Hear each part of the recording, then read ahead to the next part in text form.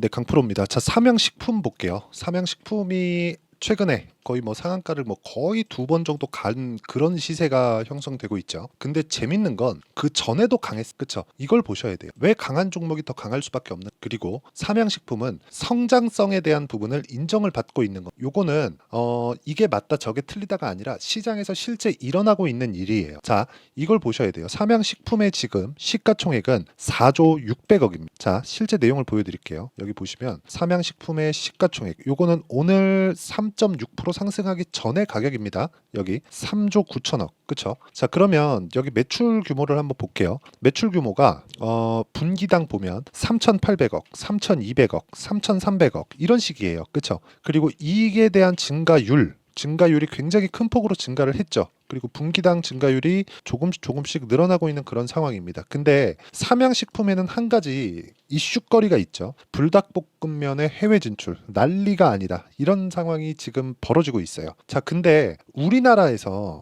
한국이죠. 한국에서 라면을 불닭볶음면을 많이 먹어요? 아니면 뭐 신라면, 진라면 이런 라면을 많이 먹나요? 이건 당연한 거예요. 농심 봅니다. 농심 신라면 매출 규모 거의 2배 정도 되죠. 그쵸? 2배 이상 분기당 보더라도 나오는 것 같아요. 그런데 시가총액 보잖아요. 아까 삼양식품 4조였죠. 2조 6천억. 거의 2배 차이가 납니다. 그쵸? 삼양식품 20%더 올라가면 농심이랑 더블이에요. 더블. 차이가.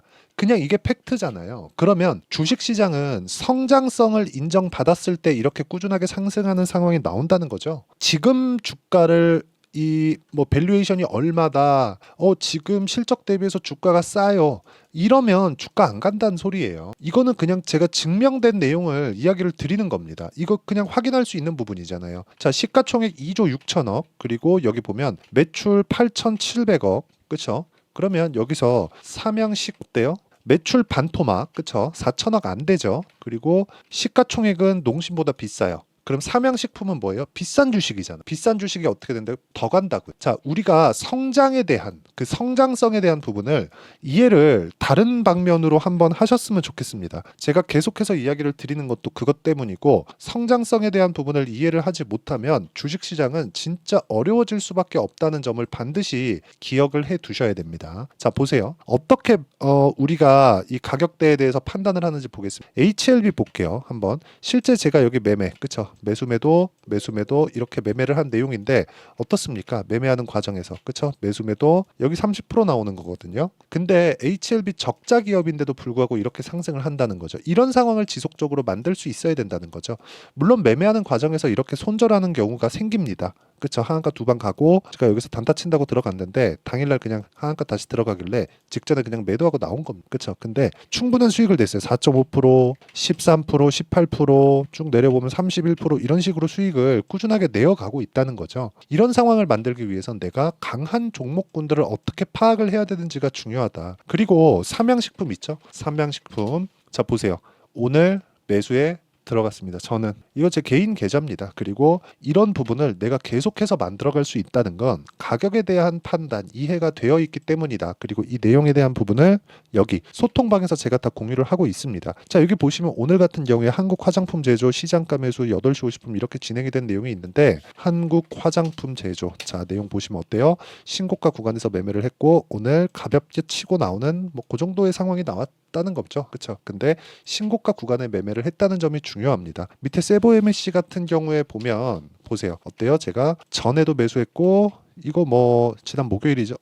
금요일이죠. 금요일 날도 매수했는데 금요일 날 상승한 폭이 보세요. 거의 한 5% 정도 종가가 나왔습니다. 그리고 오늘 또 매수를 들어갔다는 거죠. 뭐 내일 떨어지면 그냥 매도하고 나오면 되는 거니까 이런 식의 상황을 지속적으로 만들어야 돼. 그리고 지금 매매하는데 종목이 조금 없어요. 종목이 없는 그런 구간에 있기 때문에 우리가 강한 쪽으로 더 집중을 해야 되는 그럴 때다. 시장이 나쁘진 않지만 좋지도 않은 그런 상황이 벌어지고 있기 때문에 우리가 매매하는 과정에서 꾸준하게 수익을 내기 위한 조건은 주식 투자의 기준을 찾자. 기준이 그쵸? 올라가는 종목에 대해서 내가 가격을 어떻게 잡아야 되는지 그 내용에 대해서 파악하는 게 중요하고 이런 부분이 100% 맞다 그렇게 이야기를 드리는 게 아닙니다. 올라가는 종목들이 어떻게 올라갔는지 제가 근거를 계속해서 제시를 해드리고 있는 거고, 그래서 삼양식품을 보면서 우리가 공부를 할 수 있는 그런 상황을 만들었으면 좋겠습니다. 그리고 그 내용을 제가 여기 소통방에서 어떤 식으로 실전에 적용시킬 수 있는지를 같이 그쵸 고민해 보자는 의미에서 다 공유를 해드리고 있으니까 구독과 좋아요 눌러주시고요. 상단에 있는 전화번호로 구독 또는 10억이라고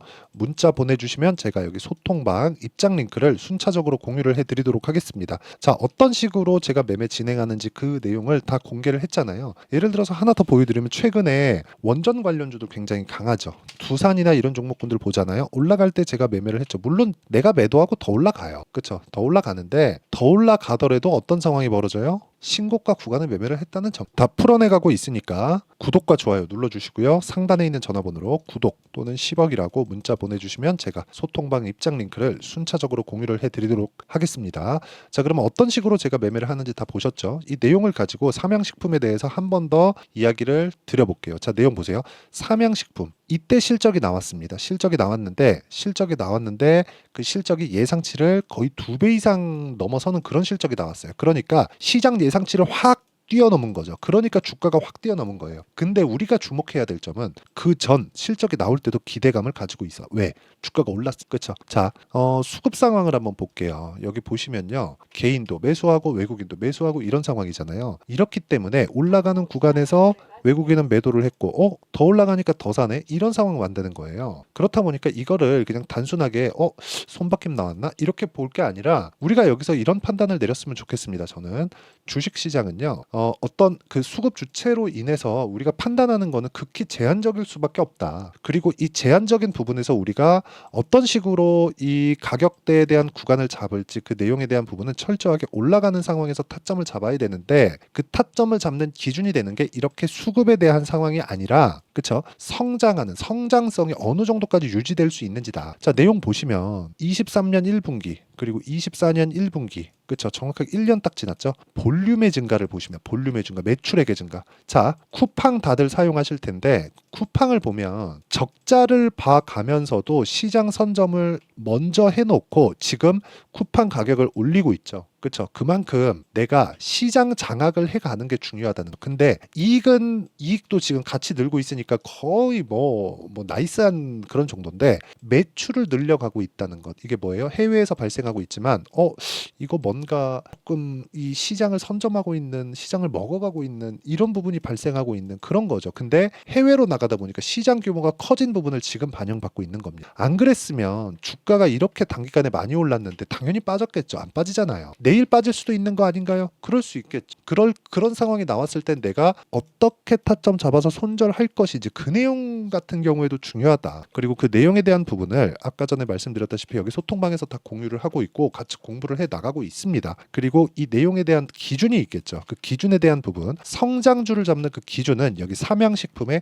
단기 보유 전략. 주식시장에서 장기간 시세가 유지되는 경우는 없습니다. 작년에 에코프로가 그렇게 막 난리를 쳤는데도 불구하고 어떻게 됐습니까?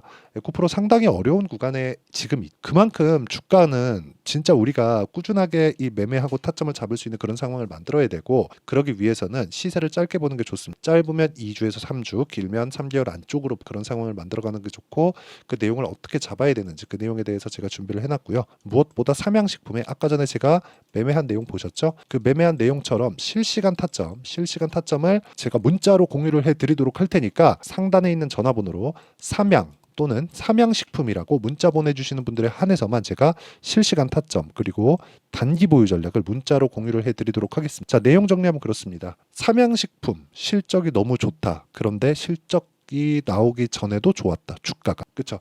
이런 부분을 우리는 눈으로 확인할 수 있다. 그러면 가격이 먼저 반영하기 때문에 우리가 이 가격이 반영하는 구간에서 먼저 가격들을 어떻게 잡아야 될지 그런 부분을 한번 파악해 보. 이런 부분을 어떻게 이해하고 어떻게 판단해야 될지를 제가 다 이해를 시켜 드리도록 할 테니까 영상 끝까지 시청하시고요. 모든 분들이 성공 투자하셨으면 참 좋겠습니다.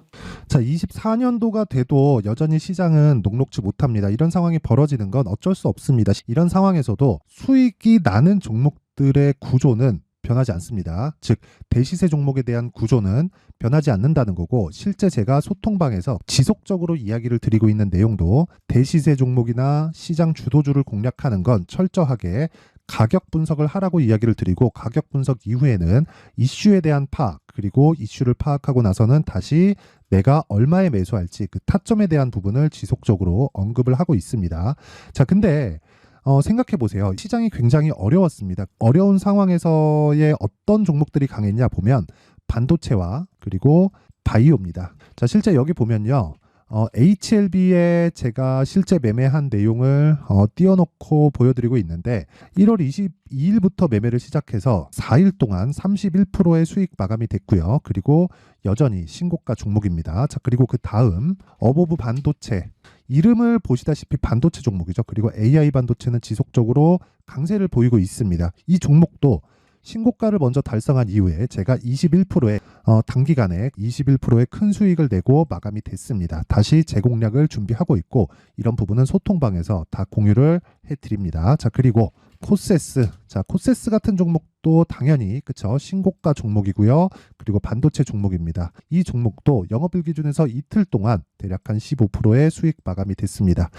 내용을 한번 보시면 어떻습니까? HLB를 포함해서 뭐 30%, 20%, 뭐 15% 이런 식의 수익이 지속적으로 발생하고 있는데, 이 세 종목 모두 다 신고가 종목이고 1월 달에 시장이 약세를 보이고 있는 구간에서도 강했었던 그런 종목입니다. 특징점이 하나 있는데, 그 이슈에 앞서서 가격이 먼저 반영했다는 거죠. 그렇게 제가 가격을 먼저 보고 이슈에 대해서 파악하는 이유는 결과적으로는 큰 시세를 먹기 위한 사전 준비 작업입니다. 실제로 큰 시세를 먹기 위해서 사전 준비 작업을 했을 때 여기 레인보우 로보틱스 127%, 그리고 ISC 98%, 그리고 한미반도체 97%의 큰 수익을 내는 상황을 만들 수 있습니다. 어떤 식으로 소통방에서 진행됐는지, 그쵸, 그 상황을 제가 이야기를 드린 건데, 이런 상황도요 당연히 신고가를 공략했을 때 가능한 겁니다. 자, 그러면 이번에도 마찬가지입니다. 그쵸, 정부 주도의 코리아 디스카운트 해소 방안이 2월 달에 발표를 하고요. 그리고 2월 달에 발표된 내용을 토대로 주가가 움직이는 게 아니라 이미 움직인 내용이 있죠. 실제 이 내용은 크게 중요한 게 아니라는 겁니다. 실제 움직인 내용을 보면, 자, 기아차입니다. 실제로 12월 달에 신고가를 만들어 놓고 정부에서 입김을 불어 넣으니까 순식간에 기아차를 포함해서 현대차 같은 거대 기업들의 주가가 2주도 채 되지 않아서 40% 정도의 큰 시세를 냅니다. 자, 그러면 우리는 어떤 종목을 봐야 될까요? 이슈를 파악해야 되는 것도 맞지만 철저하게 가격에 맞춰서 매매를 해야 되는 게 당연히 중요합니다. 정부가 주도하는 정책 방향이 있겠죠. 그 방향에 맞춰서 우리가 종목을 찾을 필요가 있다. 자, 그럼 답이 나왔습니다. 정부가 주도하는 방향에 맞춰서 제2의 기아차를 찾는 게 지금은 중요하다. 근데 정부 정책의 방향에 맞게 가자. 그랬을 때 앞서서 제가 보여드렸었던 내용인 여기 레인보우 로보틱스 127%, 그리고 ISC 98%, 그리고 한미반도체 97%와 같은 수익을 낼 수 있습니다. 물론 시간에 대한 부분은 최소 2주의 시간이 필요하고요. 그리고 최장 3개월 안에 끝내야 됩니다.